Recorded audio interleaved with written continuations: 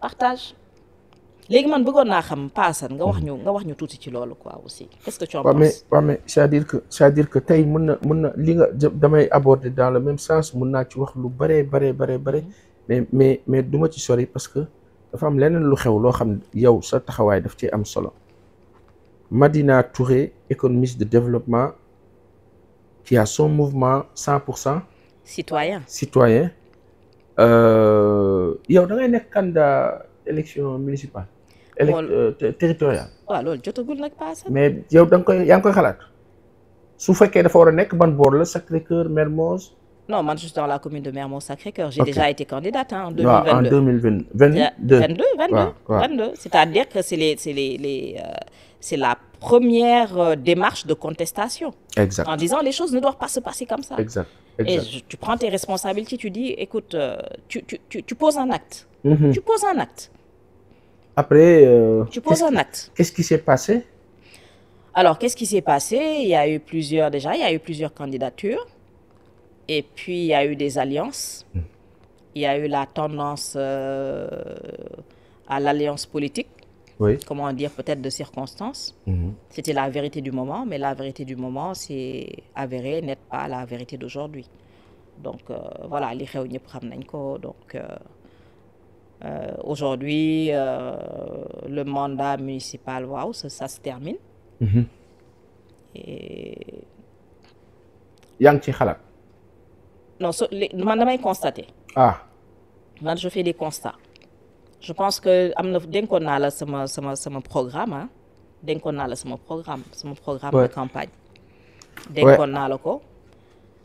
Et je suis allée dans différents points. Mais la démarche, c'était surtout de conscientiser les habitants en leur disant, mais écoutez, vous laissez les partis politiques décider comme ça à votre place. Mais est-ce que vous avez conscience que vous avez le droit de venir sur l'espace public? Loolu moo andi la citoyenneté, les mouvements citoyens. Quand ils se sont rendus compte qu'en fait, l'espace public n'était pas seulement réservé aux politiciens. C'est ça qui a amené, en fait, les citoyens dans l'espace politique. Et c'est ce qui a amené, en fait, cette vague-là de soutien à une mouvance qui s'est organisée en parti politique. Okay. Mais c'est surtout la grande dynamique citoyenne moo andi résultat bi ñu am nii la multiplicité des mouvements citoyens. À un moment, les partis politiques avaient reculé parce que xamatuñu woon yan argument la ñuy jox Sénégalais yi. Et les mouvements citoyens ont pris le devant.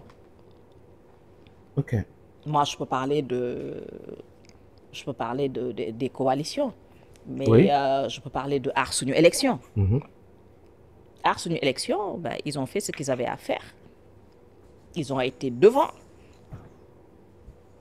Def nañ li ñu waroon wax. Oui. Aar Sunu Élection yi. Il y avait un grand rassemblement. On a eu F24.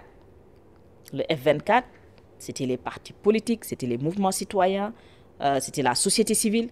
À un moment, ñëpp def front ne non, stop, nañu seet nañuy def. Mais citoyens yooyu nga xam ne à un moment ils ont été très importants. Amoon nañ taxawaay loolu ci mbir yi. loolu mu ngi fi ba tey. mu ngi fi kay c'est-à-dire que.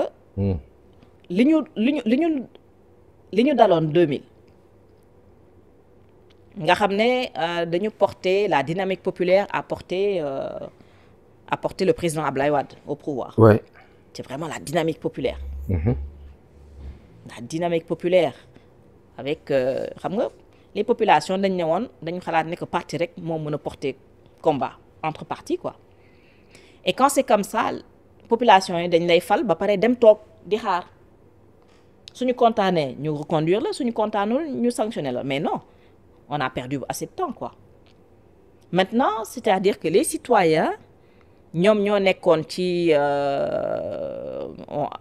ñoom ñoo accompagné en fait les dynamiques politiques, mais les citoyens ne sont pas retirés. Aujourd'hui, c'est le partenariat entre les citoyens et les responsables politiques et les responsables étatiques. C'est-à-dire que ben conglomérat la ñu war a def. Ce conglomérat-là, c'est vraiment la dynamique gagnante. loolu laa xalaat en tout cas nous en 100% citoyens. loolu nga gëm ñu ngi loolu la ñu gëm et puis loolu la ñuy jëf aussi à juste titre.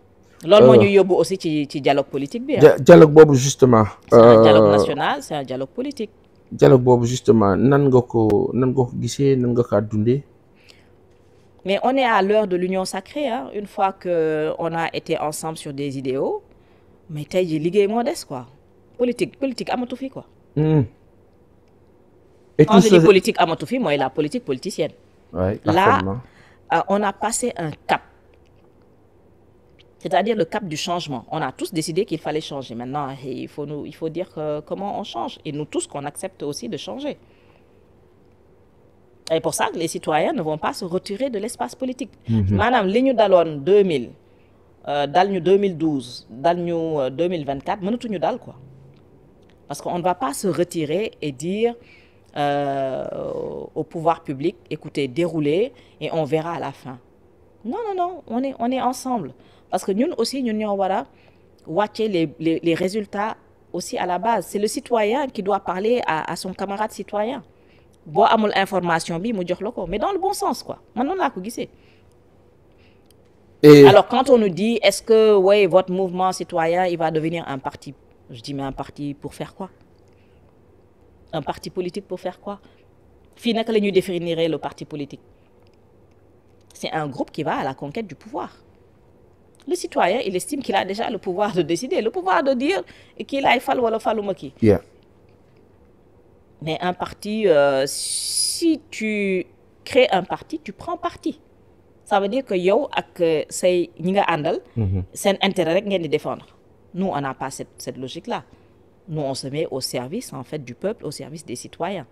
On est peut-être des porte-voix ou des les porte-aspirations, je veux dire. On porte les aspirations citoyennes en tant que citoyens que nous sommes.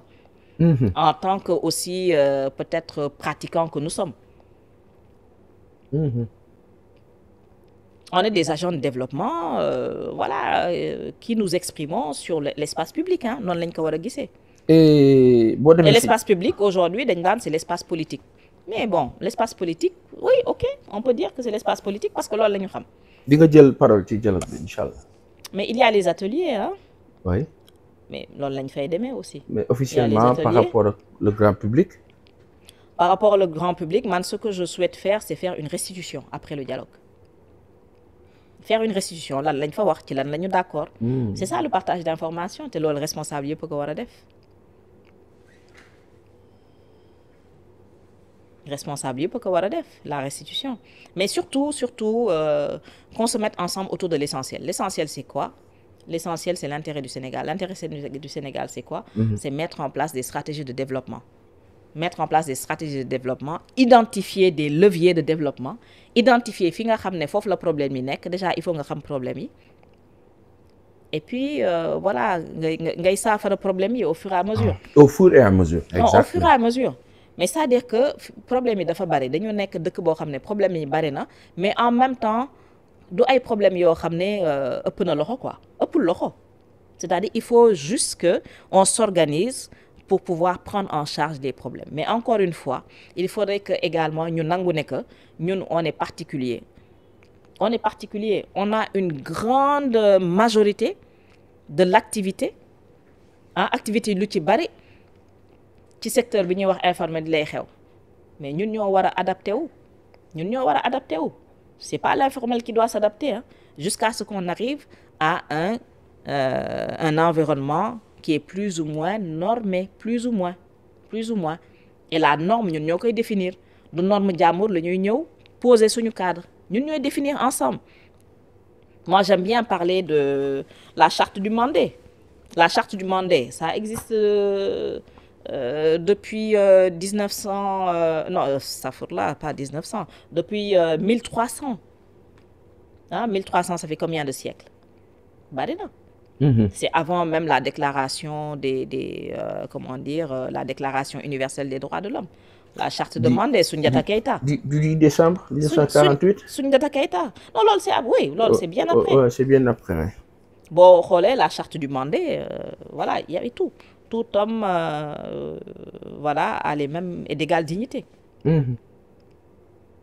le monde est d'égale dignité et c'est la préservation de l'intérêt public. L'intérêt général. amul kenn koo xam ne yaa ëpp doole wala yaa ëpp gëdd sa morom ci le bien public. Qu'on revisite la charte du Mandé. Avant comment dire, le royaume du Manding, c'était du Cap-Vert jusqu'au Ghana passé. moo tax xamuñu woon frontières yi moo taxoon suñu kilifa diine yi xamuñu woon frontière. xamuñu woon frontière. C'est ça. ku ci mel ne suñu maam Cheikh Omar Foutiyou. juddoo Sénégal mais yóbbu voilà la tarixa Nasiril Haq bil Haq yóbbu ko ba Nigéria ba nga xam ne ay millions nigérians ay taalibe Baay lañu. am pagaay. mais loolu dafa amoon ñoo xam ne ñoo ko jëfoon. Nous on a tout pour réussir c'est-à-dire bu ñu xoolaatee rek bu ñu convoquer suñu histoire on peut retrouver notre propre modèle de développement, notre stabilité. Convoquons l'histoire, convoquons ce qu'il y a de bien. Ce qui n'a pas été bien, c'est-à-dire qu'on a subi l'esclavage. Ce qui n'a pas été bien, qu'on en tire des leçons, mu bañ a amaat. Mu bañ a amaat. Jàpp nit di jaay. Nga nekk guerre ak kenn nga ëpp ko doole, nga def ko ay captif. Yóbbu ci marché bi jaay. Ça, on sait que plus jamais dootul am. Plus jamais. Mais ça peut exister sous une autre forme. boobaa lu ci pexe. Mais il faudrait qu'il y ait la grande autorité qui régule. loolu la ñuy doyee kilifa aussi. Kilifa liñ koy doyee mooy que ki nga xam ne moo néew doole. ki ko ëpp doole bañ ko noot. oui. li nga xam ne ñëpp a ko bokk bu mu doon ñi nga xam ne ñoo am doole rek ñooy borom barke yi ñoo koy aakimoo. waaye ñi nga xam ne ñoom ñooy nan la ñuy def ba loolu du am. ah mais kan mooy kilifa kilifa réew day am de kilifa moo xam ne dafa njabootee ñëpp te ñëpp dañu war a jot lii ñëpp bokk. tey nangoo ñàkk c'est du management. tey kilifa bi moom di nangoo ñàkk. mais kilifa dëgg sax. day nangoo ñàkk. mais da nga ko dul soxla sax da nga ko dul soxla parce que yow li la fi andi yow da nga d'accord ni da ngay ñëw nga servir yow normalement dañ naan yow yaa on va dire dañu xalaat ne sa jikkoog yooyu yaa tane ñu jiital la. yow bu ñu la jiitalee tamit tu dois être au service mais bu ñu la jiital rek nga defe ne aussi voilà yow yaay exercer le pouvoir c'est-à-dire que c'est le rapport au pouvoir qu'on doit nous en tout cas quel que soit hein, c'est pas seulement au Sénégal hein.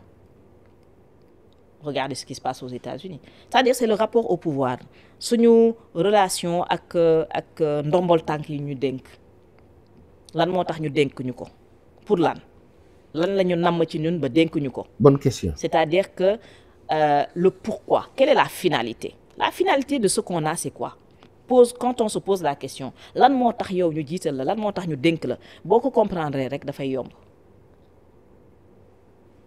Donc defe naa ne on a fait un peu le tour. On a fait le tour waxtaan nañu ci à bâton rompu hein. On a parlé d'économie, on a parlé de faits de société, on a parlé des valeurs wax nañu ci li nga xam ne moo gën a important ci nit mooy niñ la mooñaalee. Valeurs yi ñu def ci yow le bien le mal li nga xam ne war nga ko def waroo ko def le sens de am nawle le sens de ñu ngi lay xool le sens de bàyyi iñaan waaw loolu moom nattu la waaw dafa metti de loolu moom nattu la waxul parce que au contraire nit ki bu amee su amee loo xam ne d'accord nga ne que moo la ci tane parce que ñëpp ku ci nekk am na lu la yàlla may mais nga nangul ko ne ko lii yàlla may na ko et puis nga muus aussi nga xool li mu am moom naka la lay jëriñe ba nga yow nga mën a am sa résultat moo gën nga ko yàq mais boo ko yàqee yow doo am résultat bi wallaay parce que moom moo ko mën mais fii nag Sénégal dañ koy yàq de léegi ñu boole ci ñun ñëpp ñu ñàkkandoo. nan laay noonu la ñuy def de toog nag naan xamoon naa ko. ñu ñàkkandoo ñun ñëpp mais loolu c'est fini hein, ça ce n'est plus possible hein. Ça c'est des comportements que les gens ils stoppent tout de suite hein, tout de suite. yow yaa koy wax de. oui. ku yàq moom dañ lay jël seppi la teg la. c'est ça loolooy dëgg. non on n'attend plus hein, de savoir est-ce que tu vas faire des résultats tu vas pas le faire. Hein. C'est ça. Et parce que c'est salutaire pour tout le monde. C'est salutaire pour tout le monde. Koo xam ne tu n'es pas dans le sens général. Tu ne peux pas continuer aussi. dëgg la. parce que nekkuloo dans le bon sens. Soit tu prends tes responsabilités ou on te met face à tes responsabilités. Ouais. Parce que liñ la dénk amatuñu temps en fait. da ngay teg koo xam ne dañ koy jox pour mu dérouler xam ay objectifs am xam lan mooy finalité bi. tey am nañu pétrole am nañu gaz am nañu zircon am nañu lithium. macha allah am nañu ba mat 37 matières premières. oui ñu Samba Sarr di wax. yow en tant qu'économiste de développement ban xalaat nga am ci wàllu ressources minières yooyu ak ban taxawaay la ci Sénégal war a am. Bon, notre constitution li nga xam ne moo ñu tënk ñun ñëpp dafa ne les ressources minières appartiennent aux populations mais encore faudrait-il que population yi xam lan mooy ressources minières ak ban valeur